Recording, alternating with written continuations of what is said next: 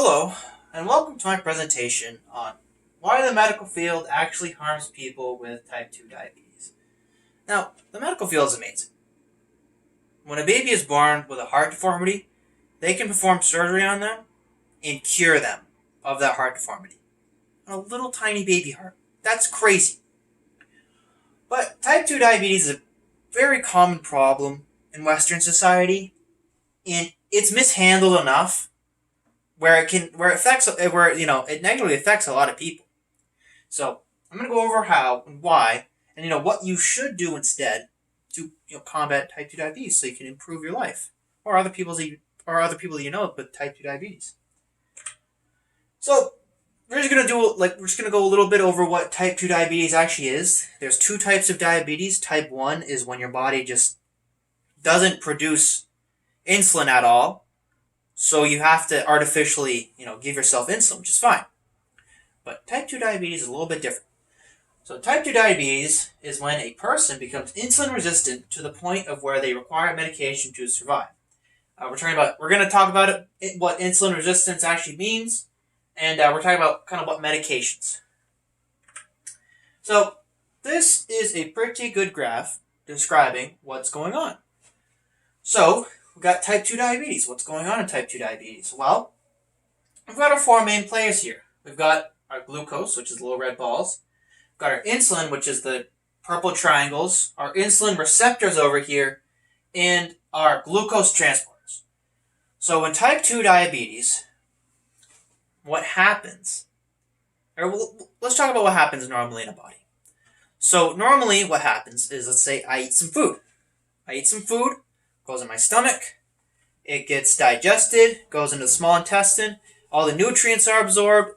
The sugar is absorbed into my bloodstream, and it's the form of glucose, which is the body's main energy source. It's basically just a fancy way of saying sugar. So what happens? Glucose goes into my bloodstream. Since it's sugar, my blood sugar increases. So the body says, my brain detects this, and it says, "Hey, we've got energy. Let's release some insulin so our body can use it." So brain tells the pancreas, release some insulin. Insulin gets released.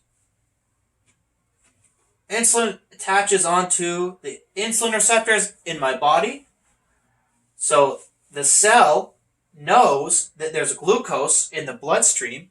So what happens? Insulin goes onto the insulin receptor, comes all the way over through a big complicated process, tells the glucose transporter to open up. Glucose comes into my cell, and then my cell can use the glucose to do its thing. Totally fine. But in someone with type 2 diabetes, what happens is that they eat food that's very processed, very high in sugar. So what happens is their insulin is high all the time. Because they have so much sugar and carbohydrates, because they eat so much sugar and carbohydrates, their blood sugar is high all the time. So their insulin's high all the time. So just like any other thing in the universe, the insulin receptors get desensitized to the insulin.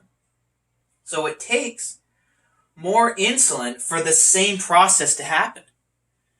So it gets to a point where your body just can't produce enough insulin to actually allow the glucose to come into the cells.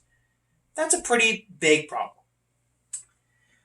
So this is how doctors deal with it. So doctors can diagnose type 2 diabetes, and when a person, and usually what happens is that a person will come in and they'll say, "Hey, doc, I'm peeing all the time. I'm drinking a bunch of water. My hands feel tingly. I've got blurred vision, and I've got protein in my pee looks weird. So constant urination, thirst, diabetic neuropathy. The high blood sugar actually causes nerve damage, so that's why you can feel tingly. You can actually have reduced feeling or even no feeling in your appendages and it can actually lead to amputation, which is really bad.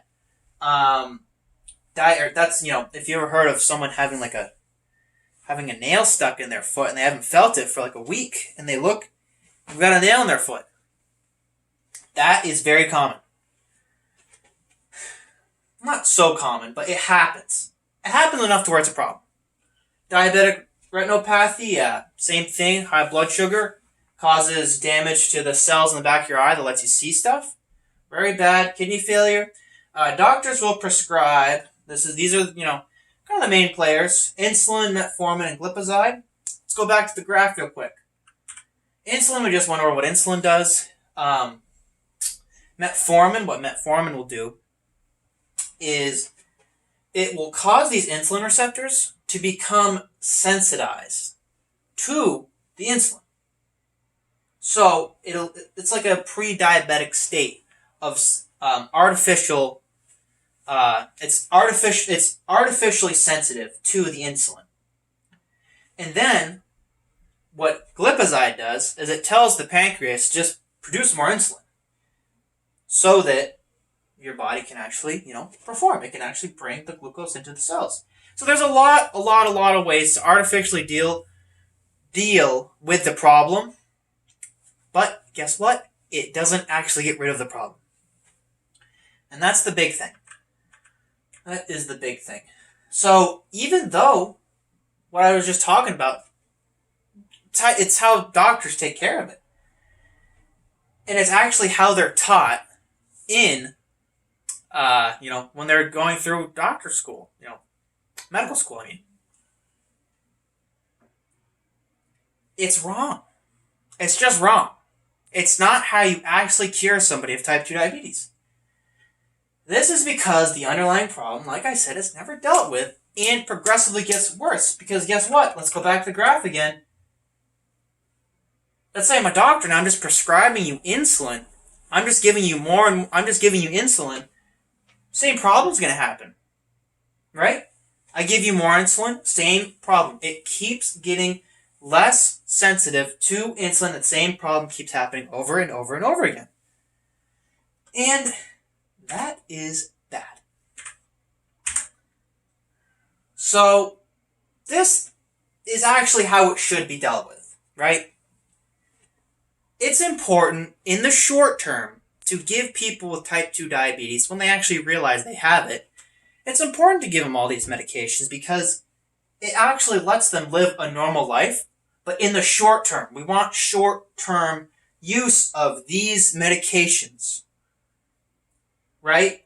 We don't want people like they normally do to be using these meds for like decades. We want them to use these meds in the short term so they can live a normal life, but there should be a much greater emphasis on dietary change and weight loss so that the problem can actually be dealt with in the long term, right? It's the only way. 1,000% nutrition and weight loss. The only way to deal with type 2 diabetes, to get rid of it, to change your life. The only way. And I think that doctors talk about it, but they do not talk about it enough. They do not emphasize just how important diet change and weight loss really is. So,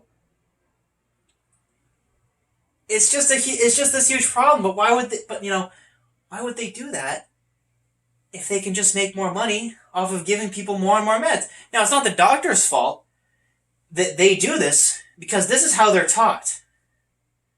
And you can bet that pharmaceutical companies, have a say in curriculum. And when it comes to curriculum, in med schools, they get taught all this stuff. So these guys can make more money. It's all about money. But that's an entirely different topic. But it just comes down to money.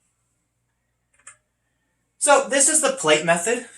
There's plenty of other ways to deal with, losing weight. There's definitely correct ones and incorrect ones. But this is one of them. This is just talking about dietary change. So you want lean proteins. Pork. If you cut the fat off, it's actually It's actually very lean. Chicken.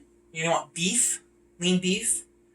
Not greasy, not like bacon, not greasy hamburgers, but you want lean stuff. You don't want a lot of fat, so you can lose weight. Complex carbs. Yep, this is good because you want. So if you don't have complex carbs, if you have just normal white bread, well, it's actually processed. So what happens is the fiber just gets stripped out of the actual grain, and it just becomes a carbohydrate that just jacks your insulin up. But if you have the fiber with the fiber and the complex carbohydrate, what happens is that it causes the sugars in the carb to be released a little bit.